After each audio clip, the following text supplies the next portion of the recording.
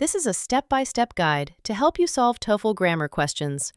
The guide is based on the most common problems that appear in the structure and written expression sections of the TOEFL test. Each guide is designed to teach you how to recognize the patterns, avoid common traps, and choose the correct answer accurately. A clause is a group of words containing a subject and a verb.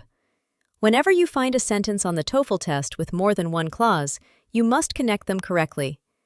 Now, to connect an independent clause to another idea, we have to link it to another independent clause with a coordinator or by adding a dependent adverb clause with a subordinator.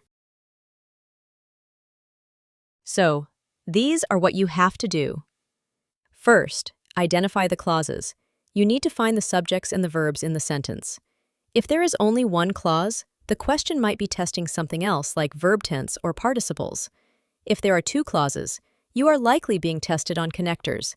If you see two independent clauses, you need a coordinator. And if you see a dependent clause, you need a subordinator.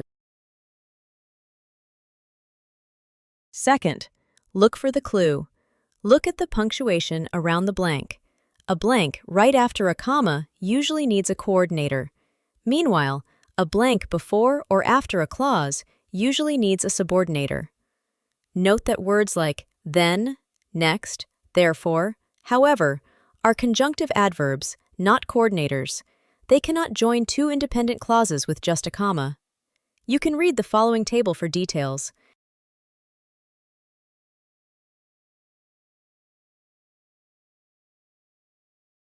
Third, match the meaning. Connectors for time or sequence are after, as soon as, before, since, until, when, while. Connectors for cause and result are because, since, as, now that. Connectors for contrast are although, even though, whereas, while.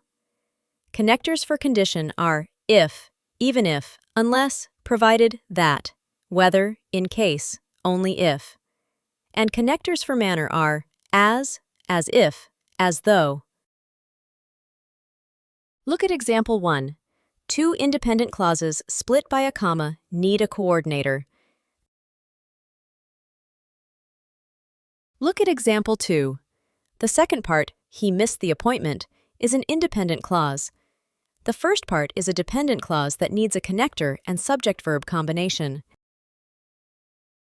Look at example 3. The first part, you will get a good grade on the exam, is an independent clause. The connector, provided, introduces a condition that must be followed by a full clause. You see, we don't place a gerund or infinitive after provided. Provided studying is incorrect because studying is a gerund. There is no subject for the verb. Provided to study is incorrect because to infinitive cannot serve as the main verb of a clause, and it also lacks a subject. Provided study is also incorrect because this is just a verb and it's missing the required subject. Provided you study is correct because the subordinator, provided, is followed by a full clause that is a subject and a verb. Now look at question 1. We have two clauses here. The new policy was implemented to save the company money is a complete independent clause.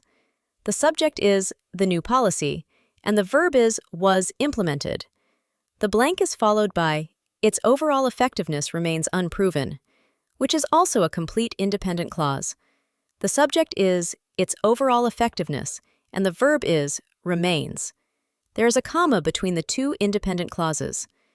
That means this structure requires a coordinator to join them correctly.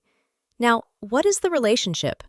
The first clause states a positive idea, and the second clause states a negative or contrasting idea.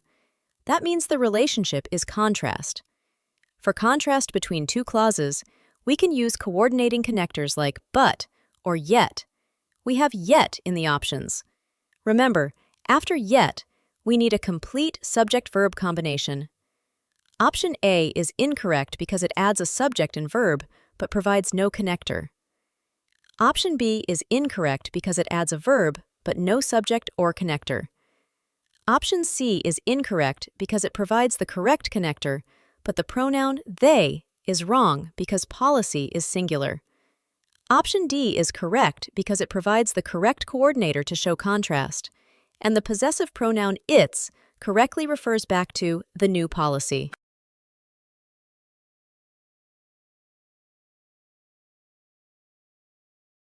Look at question 2. The second part of the sentence, the negotiations between the two countries were suspended, is a complete independent clause. The sentence begins with a blank followed by a comma.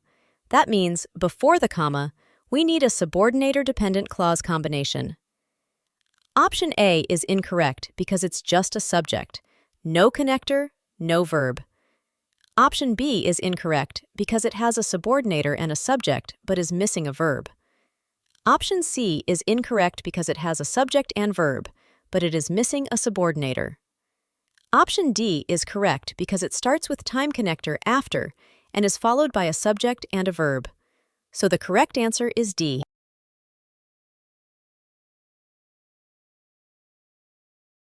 Look at question 3. A need for stricter cybersecurity policies has been recognized is a complete independent clause. The subject is a need, and the verb is has been recognized. The blank is followed by the word increased. This is a past participle, indicating that a verb is missing. The blank is in the middle of the sentence, so we need a subordinator. The most logical connector to show cause or reason here is as. Since subordinators must be followed by a full clause, we need a subject and a verb after as. And since threats is plural, so it should agree with plural verb have. That means the correct answer is option A.